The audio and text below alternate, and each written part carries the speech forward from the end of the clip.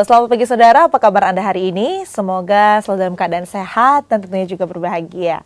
Dan kembali lagi ya sama Nitya di Sapa Beli Pagi Ruang Psikologi. Dan saudara seperti biasa nih, hari ini di sebelah Nitya ya, di studio kita hari ini kita sudah kedatangan narasumber masih dari psikolog HIMSI atau Himpunan Psikologi Wilayah Bali. Dan kita masih akan berbicara tentang isu-isu terkini yang berkaitan dengan psikologi, tentunya dengan ahlinya ya, psikolog nih ada di samping kita.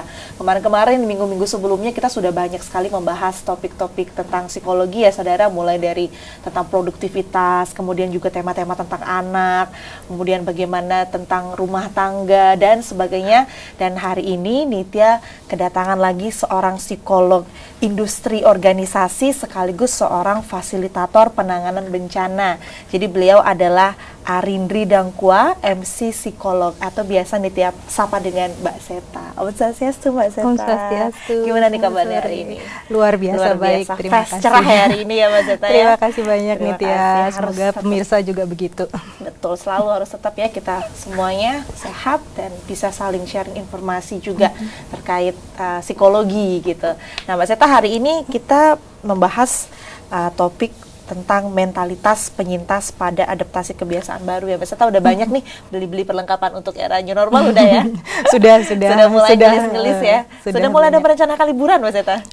Belum berani. Belum berani ya, kita stay di rumah aja dulu ya kalau nggak perlu-perlu banget untuk mencegah penyebaran virus corona tentunya.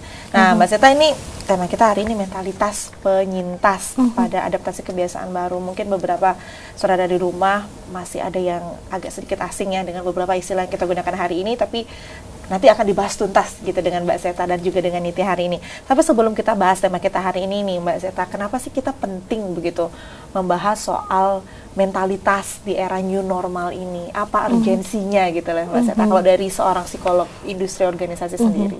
Oke. Nah, sebenarnya ini mentalitas atau sudut pandang atau pola pikir ya. Ini adalah hal yang bagus gitu untuk kita miliki dan kita bangun, terutama pada situasi seperti ini. Kenapa? Karena memang dengan mentalitas yang kita bangun secara baik, secara positif, maka kita akan mendapatkan hasil atau result yang positif juga gitu dalam kehidupan kita sehari-hari seperti itu nih. Oke, apalagi sekarang apa-apa semuanya kita harus adaptasi ya.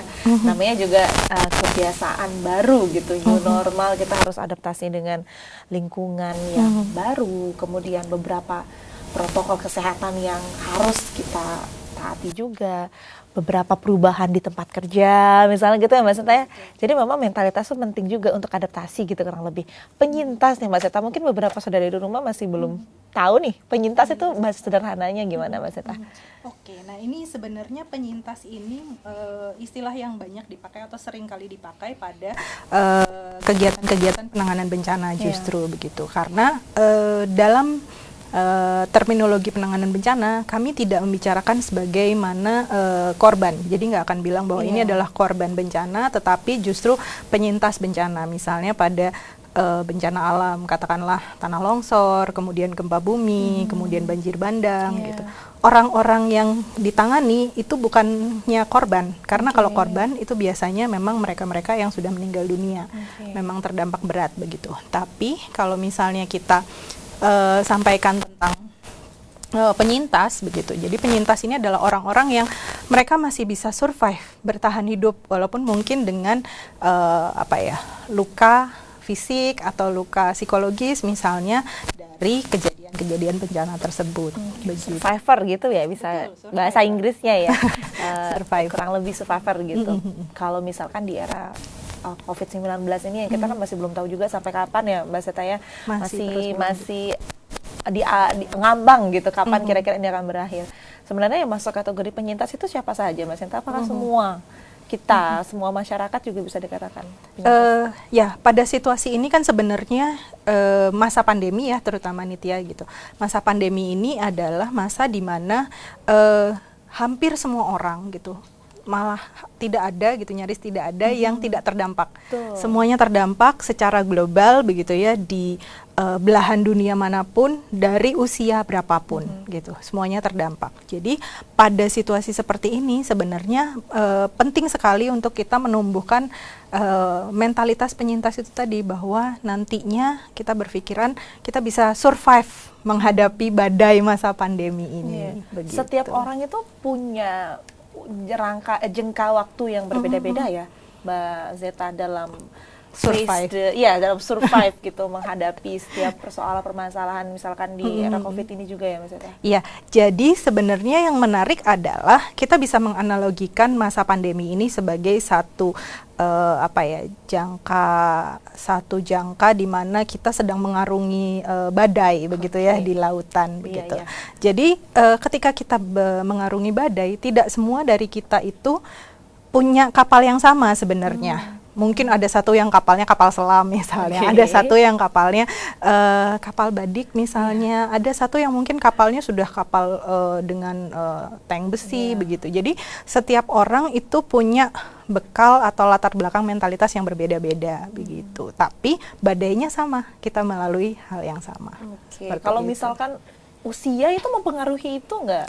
Betul, sangat mempengaruhi juga gitu. Karena dari usia kan kita juga belajar kecakapan atau keterampilan mereka dalam mengelola emosi, mengelola tekanan, mengelola stres, itu juga termasuk di dalamnya.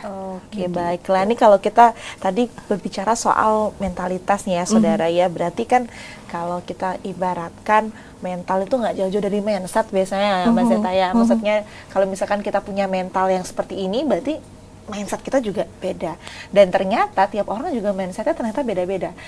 Sebelum kita bahas tentang mindset nih, sebenarnya kenapa sih setiap orang itu mindsetnya bisa beda, Mbak Zeta? Misalkan Nitya sama Mbak Zeta bisanya mindsetnya beda ya. Dalam menghadapi pandemi misalkan, itu kenapa sih setiap individu itu punya mindset yang beda, padahal mungkin aktivitasnya, kegiatannya sama, satu keluarga, mungkin itu seperti apa? Oke, ya ini yang menarik dari psikologi ya, makanya kita juga belajar tentang psikologi. Jadi tidak ada satu orang pun di dunia ini yang punya pola yang sama. Jadi setiap orang itu punya pola yang unik masing-masing, baik pola mereka berpikir, pola mereka bersikap, kemudian pola mereka berperilaku, itu pasti akan berbeda-beda begitu. Nah ini bahkan kembar identik pun tidak akan sama sebenarnya Nitya dalam merespon atau menanggapi satu hal begitu. Satu peristiwa ditanggapi oleh orang A dan orang B bisa jadi berbeda begitu tanggapannya. Ini karena mereka memang punya pengalaman yang berbeda. Bisa jadi latar belakang keluarga, kemudian juga dari latar belakang pertemanan sosial misalnya, kemudian dari pilihan-pilihan misalnya pendidikan, kemudian pekerjaan, itu akan membentuk sekali sebenarnya mindset ini tadi. Oke, berarti kalau kita bisa katakan berarti ada orang yang mindsetnya lebih fleksibel, ada yang kaku gitu ya kurang lebih, atau di istilah psikologi ada penyebutannya itu, Mas Zeta? Oke, ya kalau istilah dari mindset sendiri ini ada ahli psikologi namanya Ibu Carol Dweck gitu. Beliau meneliti tentang fixed mindset dan juga growth mindset. Jadi fixed mindset ini adalah yang sesuatu yang sifatnya lebih menetap atau lebih kaku yang tadi disebut Nitya.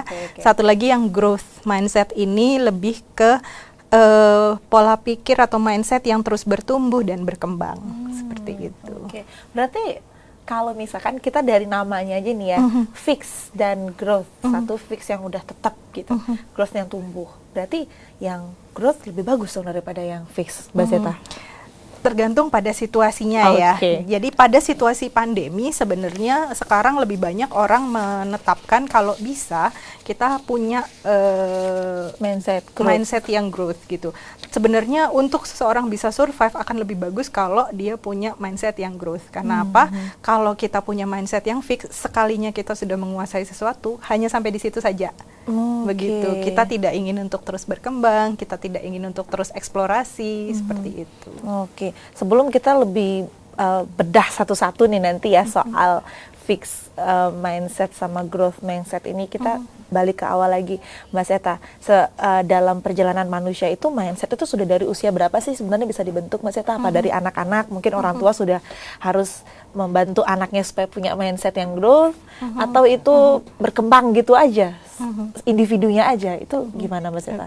Sebenarnya secara psikologis setiap orang punya potensinya ya, hanya saja fungsi dari lingkungan itu adalah membantu eksplorasi dan stimulasi begitu, sehingga akan lebih bagus kalau misalnya ditanamkan atau mulai dididik sejak dini memang begitu, karena anak-anak kan ibarat tabula rasa ya, gitu ya, jadi sebuah kertas yang kosong, kertas putih yang kosong, bagaimana caranya kita mengisi, mewarnai dari kertas tersebut adalah ya dengan lingkungan dari sekitarnya begitu, apa yang kita ingin isikan, termasuk juga bagaimana kita menanamkan atau memupuk dari growth mindset itu sendiri. Oke, berarti mindset itu banyak faktor penyebabnya juga begitu ya Mbak Zeta ya. Dan memang kalau misalkan ketika kita ada anak nih, untuk orang tua di rumah misalkan yang lagi menyaksikan, ya kita sudah bisa mulai dari sekarang memilih-milih begitu pola asuh supaya mindset anak itu bisa bertumbuh gitu. Berarti mindset itu juga bisa dirubah suatu saat gitu ya Mbak Zeta ya. Bukan yang menjadi hal yang rigid ya Mbak Zeta ya. Bisa karena lingkungan dan sebagainya. Oke Mbak Zeta, Nitya penasaran nih tentang penjelasannya fix mindset dengan yang growth mindset, tapi mungkin kita akan bahas setelah segmen satu ini ya Mbak Zeta ya. Saudara, kita masih akan membahas tentang mentalitas penyintas di adaptasi kebiasaan baru atau new normal, tapi setelah yang satu ini, untuk itu jangan kemana-mana, tetap bisa Pabali Pagi Ruang Psikologi.